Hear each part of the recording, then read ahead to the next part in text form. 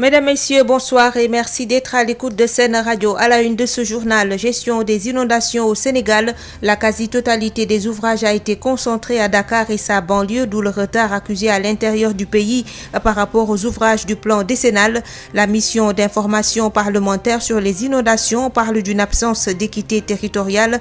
Après 45 jours d'observation, la mission met sur la table du président de l'Assemblée nationale un rapport de 344 pages contenant 16 recommandations issues de 19 constats. Les producteurs et exportateurs de graines d'arachide sont en conclave à Kaolack.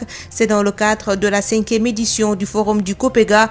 Les participants vont se pencher durant 2 jours sur le programme agricole initié par le Sénégal dans le cadre du PSE. À Saint-Louis, il a été constaté beaucoup d'absence chez les élèves ce 12 novembre. Le gouverneur de la région en appelle à la responsabilité des parents d'élèves. Il les invite à créer les conditions d'un bon apprentissage en incitant les élèves à rejoindre le chemin de l'école tout en respectant les gestes barrières. Le journal de la santé va compléter cette édition mise en onde par Pape Abdoulaye Gueye.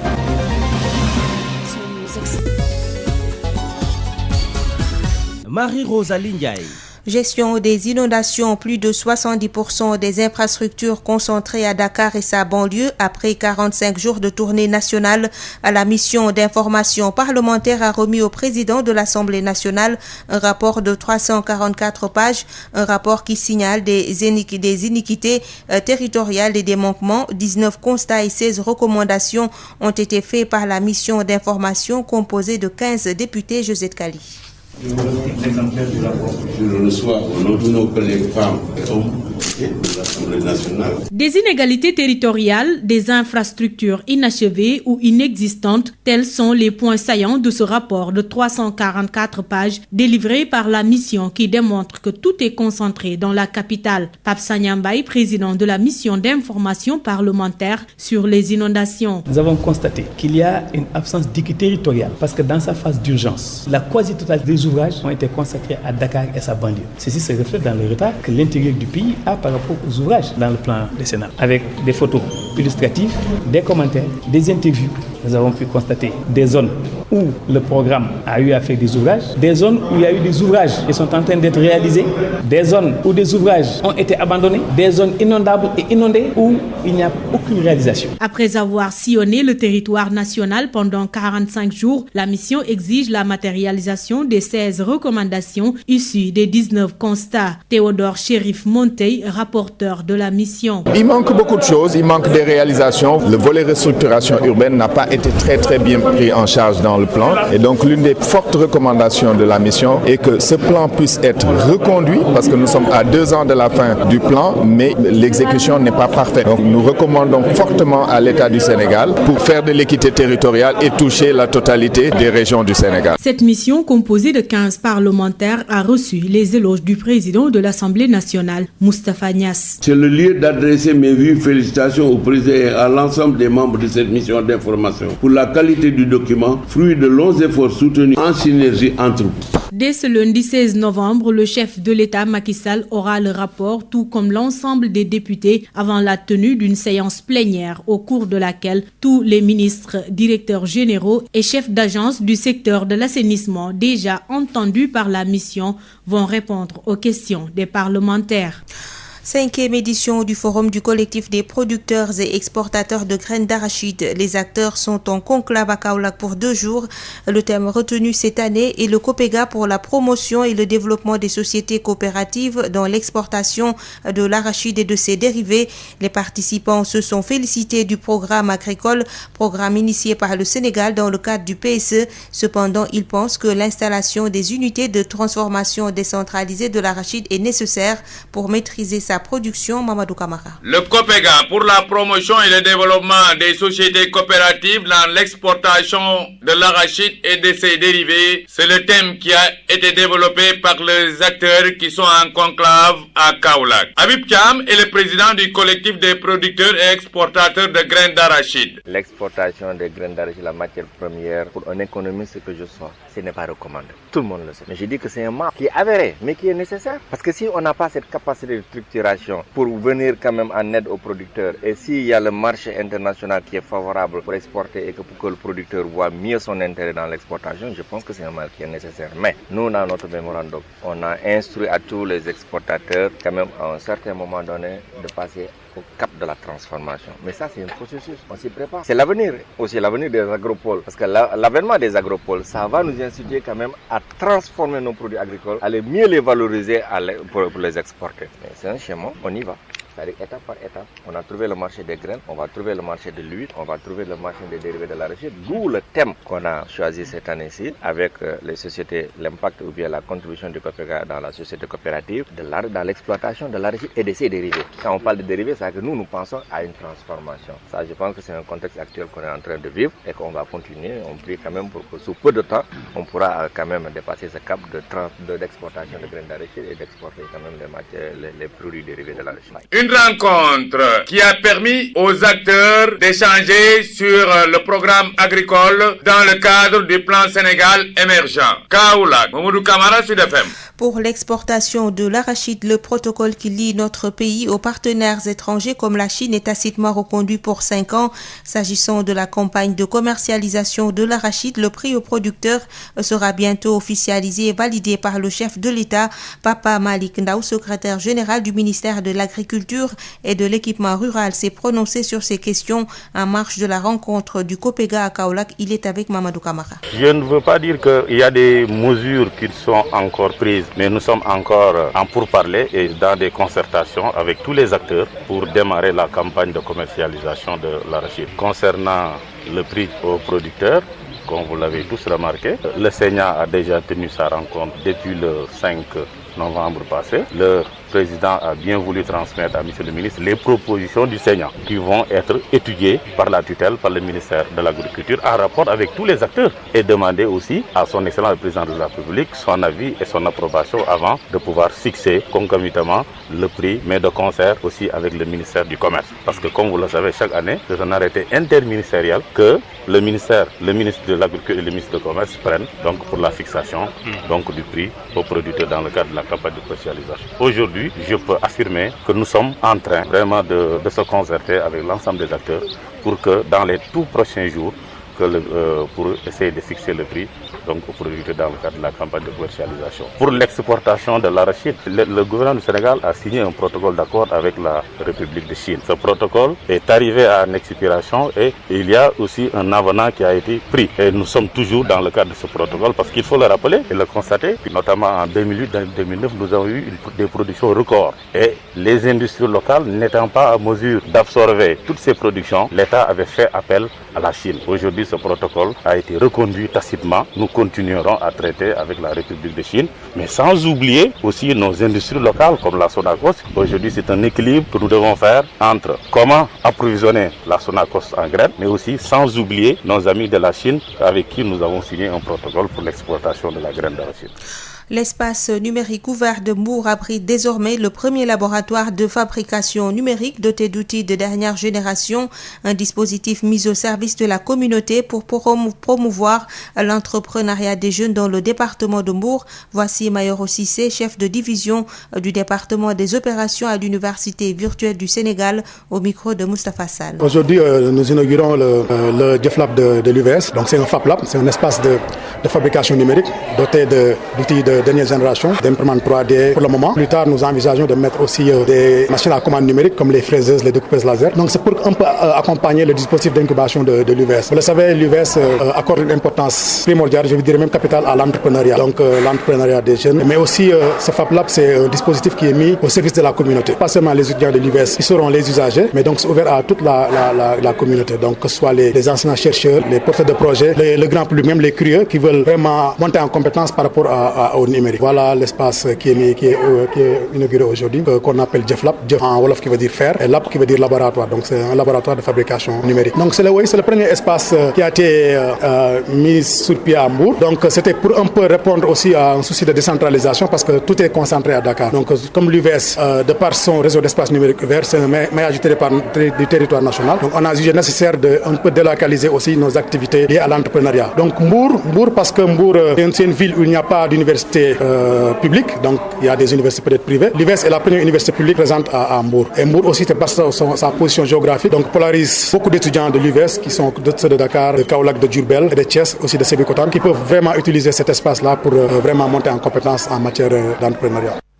Soutenir le plan national de riposte contre la Covid-19, 20 entreprises ont reçu un financement de 120 millions de francs des mains du PNUD en partenariat avec KDPME. Un atelier de 2 jours a débuté ce jeudi à Dakar sur l'impact de la Covid-19 sur le secteur productif des groupes vulnérables, compte rendu d'Odile Minkilan. Il s'agit de la 2e réunion du comité de pilotage de la plateforme Covid-19.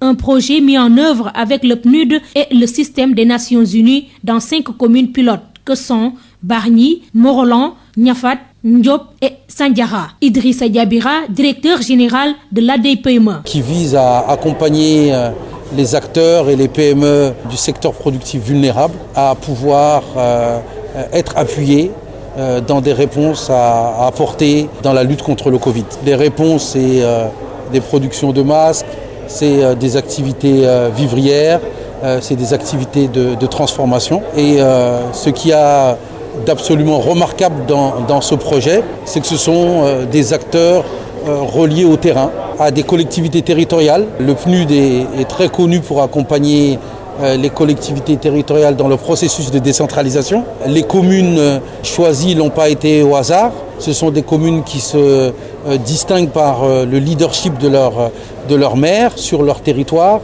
sur la capacité de donner de la réalité à la décentralisation. Et au travers d'eux, il s'agissait d'apporter un appui, un accompagnement pour identifier les PME qui sont sur le territoire, qui existent toujours et qui ont des besoins importants en accompagnement, en financement. Sur plus de 1500 entreprises qui ont répondu à l'appel, seules 20 qui ont rempli les critères de sélection ont été retenues. Elles sont financées à hauteur de 120 millions de francs CFA. Ahmed Kounta, un des bénéficiaires. Je suis chef de ferme de Teranga Agro-Industrie Group. Nous avons reçu 10 millions de subventions. Nous nous en réjouissons, mais c'est parce qu'à la base, on a travaillé et on a aussi, il faut le dire, répondu aux critères qui ont été choisis par ce programme. Il fallait donc répondre à certaines exigences sur le plan environnemental, être une entreprise formellement constituée, démarrer une activité, avoir un impact social. Pour un coût global d'1 800 000 $, ce projet qui devait durer 6 mois est prorogé jusqu'en 2023. Sud FM, l'info, c'est ici. À Rufisque, le concept Oubité Yangtey est bien respecté au CM Abdoulaye Sadji et à l'école élémentaire Marem Tal Diop. Après 8 mois de vacances, les potaches ont manifesté leur joie de retrouver les salles de classe ainsi que leurs camarades. Le dispositif sanitaire était également bien respecté. Denisia Sambou. École élémentaire Marem Tal Diop, ce jeudi, c'était l'ambiance des grands jours chez les élèves. Vêtus de leurs plus beaux habits, ils ont massivement répondu présent. Ici, le concept Oubité Yangtey a bien été respecté. Bassirou Ndiaye, directeur de l'école. Depuis le matin, tous les enseignants sont venus. Ils sont entrés, ils ont appelé les élèves dans leur classe et ils ont commencé à faire des apprentissages, des révisions. Seulement, nous avons 2 classes de arrosoirs là, que vous voyez là-bas, qui ne sont pas encore en place. Donc, ces élèves-là ne peuvent pas respecter le concept Oubité Yangtey. Au CM Abdoulaye Sadji,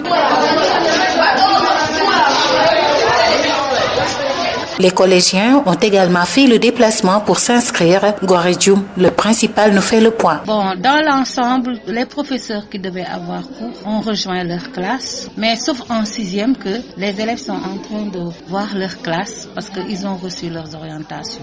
On n'a constaté aucun problème ici. Sinon que chaque professeur a respecté son heure pour commencer. Les emplois du temps sont en place, les élèves sont en train de voir leur classe. Les inscriptions sont en train de se dérouler, c'est pas encore terminé.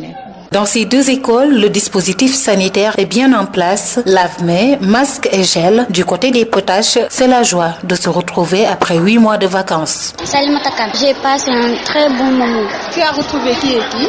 Memna El Nogay et Aminta Lamine et Fadien et Khadija. Nous étions en C2 cette année. On va en CM1.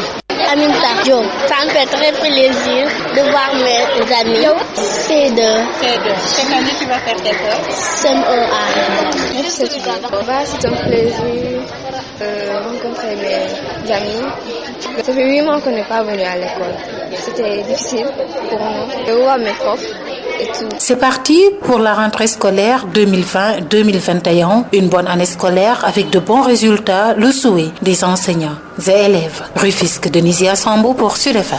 Rentrée des classes à Kaolack, beaucoup d'établissements ont démarré les enseignements apprentissages. Le protocole sanitaire est respecté et les enseignants ont répondu à l'appel. C'est ce qui est constaté par le ministre de la Formation professionnelle en tournée dans le Saloum à Ouatchao. La rentrée des classes 2020-2021 s'est déroulée sans difficulté majeure à Kaolack. Le constat est fait par Dame Diop, ministre de la Formation professionnelle qui a visité quelques établissements à Kaolack. Le protocole sanitaire est respecté dans ce contexte de Covid-19 et les enseignants ont répondu à l'appel de même que quelques élèves. Au lycée Abdoulaye Niasse et au centre de formation professionnelle de Kaolack, les enseignements apprentissages ont démarré comme le souhaite le concept Ubitei Djangtei. Au grand bonheur du ministre de la Formation professionnelle, Dame Diop. Nous constatons avec beaucoup de satisfaction que dans bien de ces établissements, les professeurs sont là à presque 100% et les élèves ont commencé à fréquenter les salles de cours. Nous avons même pu constater de visu des enseignements apprentissages qui ont démarré dans certains établissements. Et nous avons aussi pu constater que le protocole sanitaire, le port du masque, les dispositifs de lavage des mains sont en place. Bien évidemment, nous devons garder le cap pour que dans les jours qui viennent, que la rentrée soit totalement effective, aussi bien ici à Kaolack que sur l'ensemble du territoire sénégalais. En tout cas, ce que nous avons vu à Kaolack nous rassure. Cependant, certains élèves n'ont pas encore regagné le chemin de l'école, ce qui pourrait retarder le démarrage des cours dans bien des établissements, surtout en milieu rural avec les travaux champêtres. C'est pourquoi les autorités invitent les parents à faire un effort pour libérer les enfants. Kaolack pour Sud FM, à Ouatchao. Le lycée technique Abdoulaye Niasse montre des signes de vieillesse, mais le ministre Dame Diop rassure, l'établissement sera réhabilité sous peu. Dame Diop que nous écoutons toujours avec Ouatchao. Et je confirme effectivement que le lycée Abdoulaye Niasse, ce n'est même pas seulement le lycée Abdoulaye Niasse, mais le lycée Valdiodio Ndiaye, le proviseur vient de nous entretenir de cette question. C'est de grands lycées qui nous donnent beaucoup de satisfaction, mais qui sont aujourd'hui quand même d'un certain âge et qui ont besoin d'être relookés. Et je confirme effectivement que nous, dans notre dispositif, nous avons des moyens pour réhabiliter ces établissements de formation. Vous savez que le président de la République a décidé de mettre à la disposition de la formation professionnelle l'intégralité de la contribution forfaitaire à la charge des employeurs. Nous avons visité avec beaucoup de bonheur au CFP des constructions qui sont en cours. Effectivement, la directrice nous confirmait qu'elle a pu lever des fonds à partir de ce fonds. Donc je confirme ici que le lycée Abdoulaye Niasse connaîtra un coup de réhabilitation pour le rendre encore beaucoup plus attrayant. Ça va démarrer quand? Je ne saurais le dire parce que c'est des procédures, mais je pense que c'est une urgence, en tout cas pour nous, c'est une priorité au niveau du département. Le ministre de l'Emploi, de la Formation professionnelle, des apprentissages et de la réinsertion, accompagné des autorités administratives et académiques, a visité quelques établissements scolaires de la commune de Diourbel pour s'enquérir de la situation de la rentrée scolaire. Dame Diop, qui a exprimé toute sa satisfaction, n'a pas manqué d'exhorter les chefs d'établissement au respect des mesures barrières en interdisant l'accès aux écoles à toute personne ne portant pas de masque. Adam Ndiaye. Toutes les dispositions pédagogiques et sanitaires ont été prises pour un bon démarrage de la rentrée scolaire. C'est en substance le constat fait par le ministre de l'Emploi, de la Formation professionnelle, des apprentissages et de la réinsertion. Toutefois, Dame Diop exhorte les chefs d'établissement à veiller sur le respect des mesures barrières, surtout le port du masque.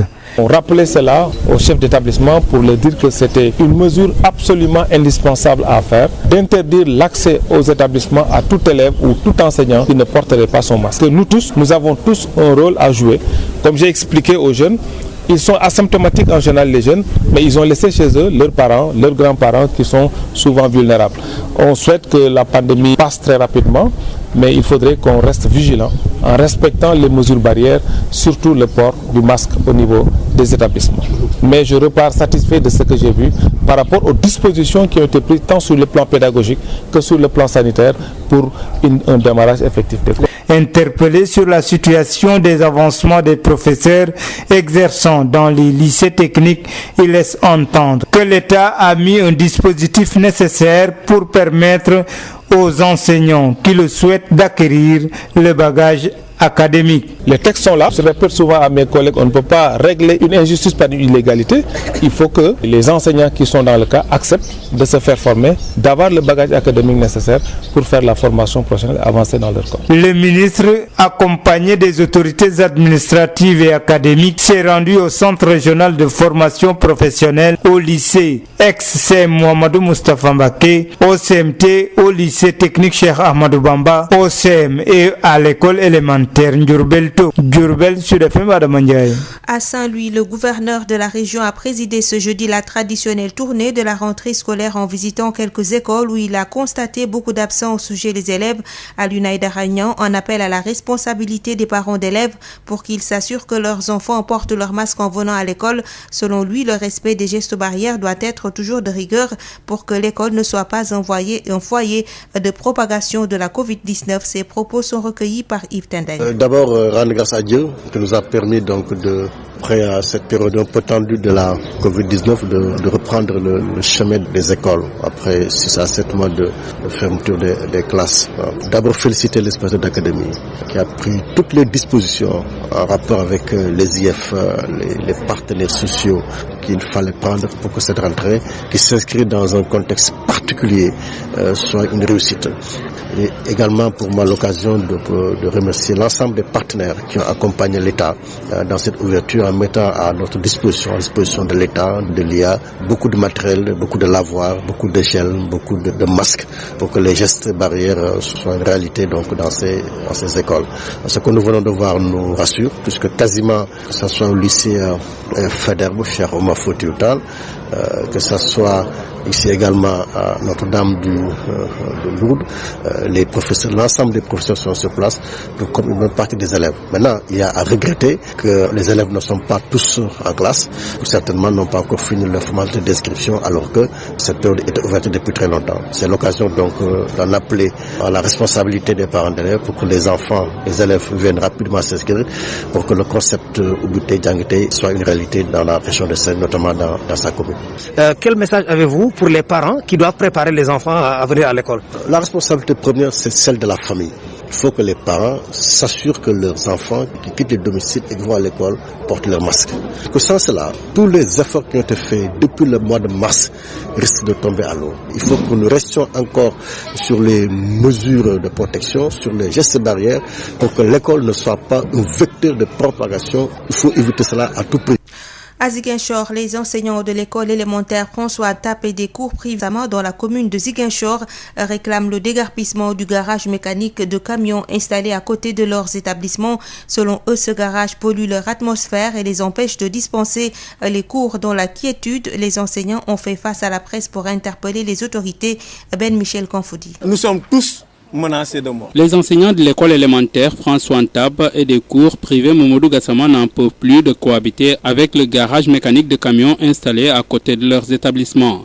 Ils ont décidé de se faire entendre. Bakary Diatta est le directeur des cours privés Momodou Gassama. Je ne parle pas de pollution, je parle même d'assourdissement. Parce que tous les bruits que vous entendez là, tous les bruits que vous entendez empêchent même le déroulement des leçons dans les classes. Vous avez même des fils, je dis des fils électriques, enfouis dans le sol. Il y a des fils même qui sont blessés et qu'on a essayé de remédier avec des chiffons. Combien de fois le danger est là? Donc dans les classes, par rapport au bruit, par rapport à la fumée des véhicules qui circulent, par rapport même à la circulation des personnes et autres, nous ne sommes pas en sécurité. Et les camions qui sont là peuvent davantage mettre les enfants dans une insécurité parce que des gens mal intentionnés peuvent se camoufler là, enlever des enfants, faire du mal aux enfants, etc. Ce que veulent ces enseignants, c'est le déguerpissement de ce garage qui, selon eux, pollue leur environnement. Ousmane Diatta est enseignant à l'école élémentaire François Ntab. Est-ce que nous allons attendre jusqu'à ce qu'un enfant décède pour dire que nous allons crier notre ras-le-bol? Alors qu'il est temps, nous interpellons toutes les autorités pour qu'elles puissent prendre les dispositions nécessaires afin que ce monsieur-là puisse déguerpir. Parce qu'aujourd'hui, je me dis, si leurs enfants étaient là, est-ce qu'ils allaient laisser leurs enfants là exposés à ce danger-là? Et pourtant, disent-ils, des démarches ont été entreprises auprès des autorités académiques, administratives et municipales, mais jusque-là, aucune solution, d'où la colère du délégué de quartier Jean-Paul Gomis. Parce que le problème, ça ne date pas d'aujourd'hui, bientôt 8 ans. Je suis attaqué à IF, IA, école François Ntap, amul façon kayit buñ ko bindalul. Dama né amna ku nek ci ginaaw Alassane. Et quartier gi day jël mesure pour les. Les autorités de la région sont interpellées par les enseignants et les parents d'élèves. Ben Michel Kanfoudi, Ziguinchor, Sud FM. Sud FM chez vous, à tout instant. Biotox anti-moustique pour le corps, les vêtements, les rideaux et draps vous protège contre les moustiques chez l'adulte et l'enfant. Val d'Afrique vous offre votre journal de la santé. Bonjour à tous et bienvenue. 300 personnes âgées vont bénéficier gratuitement d'une opération de la cataracte. La campagne initiée par l'ONG Arpieka, Association pour la renaissance du patrimoine islamique, a été lancée mardi au siège de l'IPRES à Bel-Air et va se poursuivre jusqu'à vendredi. Une initiative saluée par le médecin-chef du centre médico-social de l'IPRES qui estime qu'au Sénégal, la demande pour la chirurgie de la cataracte est trop forte. Docteur Seydina Limamoul Mahdi Diagne. Je réitère mes remerciements donc envers les organisateurs de ce camp cataracte. ONG Arpieka, encore une fois, revient au niveau du centre médico-social de l'IPRES pour nous soutenir dans les actes de chirurgie oculaire, notamment la chirurgie de cataracte, qui est une chirurgie très très demandée dans notre pays, mais aussi également dans notre institution, d'autant plus qu'il y a une liste d'attente très importante qu'on n'arrivait pas à solder, malgré tous les efforts qu'on fait au quotidien, parce que la demande est énorme. Très fréquente chez le sujet âgé, la cataracte peut entraîner des complications comme la perte totale de la vue, d'où l'importance d'un bon traitement selon le docteur Seydina Limamoul Mahdi Diagne. Le vieillissement n'est pas une maladie, mais quand un organe vieillit jusqu'à un certain niveau, ça peut entraîner une maladie. Et c'est dans ce contexte-là que le vieillissement du cristallin, qui est un organe qui souffre qui est une partie de l'œil, peut à la longue finalement entraîner une maladie qu'on appelle cataracte. Et si on n'opère pas cette cataracte-là, si on ne traite pas, il peut y avoir des complications. La principale complication, c'est la perte de la vue. La perte de la vue, c'est la cécité. Et comme on le sait, même si on n'arrive pas au stade de cécité,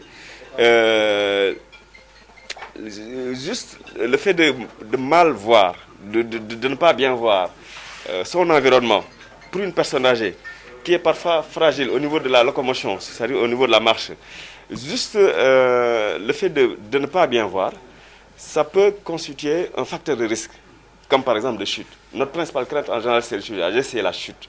Parce que la chute, comme vous le savez, une chute chez un sujet âgé, c'est souvent source de complications comme la fracture de la hanche, la fracture du col du fémur, qui est l'une des fractures qu'on craint le plus chez le sujet âgé parce que il y a encore, malheureusement, dans nos pays, un taux de mortalité très élevé avec cette chute-là. Alors que si on règle les facteurs de risque, comme par exemple les troubles de la vue, ça peut effectivement régler beaucoup de problèmes. Et donc la cataracte, la chirurgie de la cataracte intervient dans ce domaine-là. C'est tout pour aujourd'hui. Merci de nous avoir suivis. Biotox anti-moustique pour le corps, les vêtements, les rideaux et draps vous protège contre les moustiques chez l'adulte et l'enfant. Val d'Afrique vous a offert votre journal de la santé.